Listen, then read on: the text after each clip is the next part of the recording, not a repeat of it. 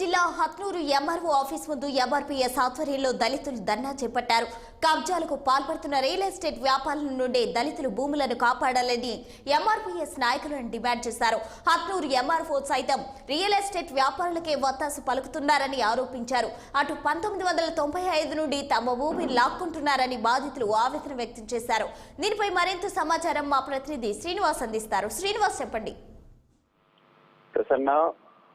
దళితులు తమ భూములను లాక్కుంటున్నారంటూ ఎంఆర్ఓ కూడా రియల్ ఎస్టేట్ వ్యాపారులకు మద్దతుగా నిలుస్తున్నారని, వాళ్ళకే సపోర్ట్ చేస్తున్నారంటూ కూడా దళితులు ఈ రోజు హత్నూరా ఎంఆర్ఓ ఆఫీస్ ముందు నిరసనకు దిగారు. ఎంఆర్పిఎస్ ఆధ్వర్యంలో కూడా దీనికి సంబంధించినటువంటి నిరసన వ్యక్తం చేశారు.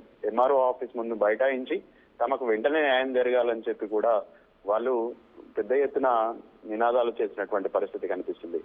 అయితే హత్నూరాకు సంబంధించినటువంటి దానయ్య అనేటువంటి ఆ పర్సన్ ఈ రోజు దానికి సంబంధించినటువంటి ఫిర్యాదును చేశారు. గత కొన్ని సంవత్సరాలుగా, కొన్ని తరాలుగా ఈ భూములు తామే సాగు చేసుకుంటున్నాం, కానీ ఇప్పుడు రియల్ ఎస్టేట్ వ్యాపారులు ఆ భూములను కబ్జా చేసి, అదేవిధంగా ఎంఆర్ఓ కూడా రియల్ ఎస్టేట్ వ్యాపారిగా మారి వారికే సపోర్ట్ చేస్తున్నారు. తమకు న్యాయం జరగట్లేదు, ఎన్నిసార్లు ఆఫీసుల వెంబడి తిరిగినప్పటికీ కూడా ఎలాంటి న్యాయం జరగలేదంటూ కూడా తీవ్ర స్థాయిలో నిరసన వ్యక్తం చేస్తున్నటువంటి పరిస్థితి. దళితులమన్న దానితో ఎంఆర్ఓ గాని అధికారులు గాని పట్టించుకోవట్లేదంటూ కూడా ఆరోపిస్తున్నటువంటి పరిస్థితి. ఎంఆర్పిఎస్ నాయకులు కూడా తమకు ఎవరైతే బాధితులు ఉన్నారో వాళ్లకు న్యాయం చేయకపోతే రాష్ట్ర వ్యాప్తంగా ఈ ఉద్యమాన్ని లేవనెత్తాం, దళిత భూములకు రక్షణ లేకుండా పోతుంది, ఈ హత్నూరా మండలంలో ఉన్నటువంటి దళిత భూముల్లో ఎక్కడో ఒకసారి ఇబ్బందులు ఎదురవుతున్నటువంటి పరిస్థితి ఉంది. ఇక్కడ ఉన్నటువంటి ఎంఆర్ఓ ఎప్పుడు కూడా స్పందించట్లేదంటూ కూడా తీవ్ర స్థాయిలో విమర్శనలు చేస్తున్నటువంటి పరిస్థితి కనిపిస్తుంది. అయితే ఈ రోజు ఉదయం గత కొన్ని రోజులుగా ఎంఆర్ఓ దగ్గరికి ఫిర్యాదు చేసినప్పటికీ కూడా స్పందించకపోవడంతో ఈ రోజు ఉదయం దానయ్య కుటుంబ సభ్యులందరూ కూడా ఎంఆర్ఓ ఆఫీస్ ముందు బైఠాయించారు. అక్కడ పెద్ద ఎత్తున నినాదాలు చేశారు. తమకు న్యాయం కావాలంటూ కూడా పెద్ద ఎత్తున వాళ్ళు నిరసన వ్యక్తం చేసినటువంటి పరిస్థితి. అయితే దీనికి సంబంధించి దాదాపు 17.5 ఎకరాల భూమి ఉంది. దాన్ని రియల్ ఎస్టేట్ వ్యాపారులు కబ్జా చేస్తున్నారు. దానికి సంబంధించినటువంటి రకరకాల కేసులు వేస్తున్నారు. తమకు ఆ భూమిని కాకుండా చేసేటువంటి ప్రయత్నం చేస్తున్నారంటూ కూడా ఆరోపిస్తున్నటువంటి పరిస్థితి. అయితే దీనికి సంబంధించి పై అధికారులకు కూడా ఫిర్యాదు చేస్తాం. రాష్ట్ర వ్యాప్తంగా కూడా దీనిపైన నిరసనలు, అదేవిధంగా పోరాటం చేస్తామంటూ కూడా ఎంఆర్పిఎస్ నాయకులు చెప్పినటువంటి పరిస్థితి కనిపిస్తుంది. అయితే గత కొన్ని రోజులుగా తమకు న్యాయం కావాలంటూ ఆఫీసుల చుట్టూ తిరుగుతున్నాం, త్వరలో కలెక్టర్ను కూడా కలుస్తాం, తమ ఎమ్మెల్యేకు కూడా ఈ విషయాన్ని తెలియజేస్తామంటూ కూడా బాధితులు చెప్తున్నటువంటి పరిస్థితి. ఎక్కడికి వెళ్ళినప్పటికీ కూడా సరైన స్పందన రావట్లేదు. తమకు న్యాయం జరగాలి, తమ నుండి ఆ భూమిని లాక్కునే ప్రయత్నం చేస్తున్నారు, మా భూములకు రక్షణ లేకుండా పోతుందంటూ కూడా దానయ్య కుటుంబ సభ్యులు ఆరోపిస్తున్నటువంటి పరిస్థితి కనిపిస్తుంది. అయితే మొత్తంగా గత కొన్ని రోజులుగా వేచి చూసేటువంటి ధోరణిలో ఉన్నటువంటి దానయ్య కుటుంబ సభ్యులు ఈ రోజు నిరసన దిగారు.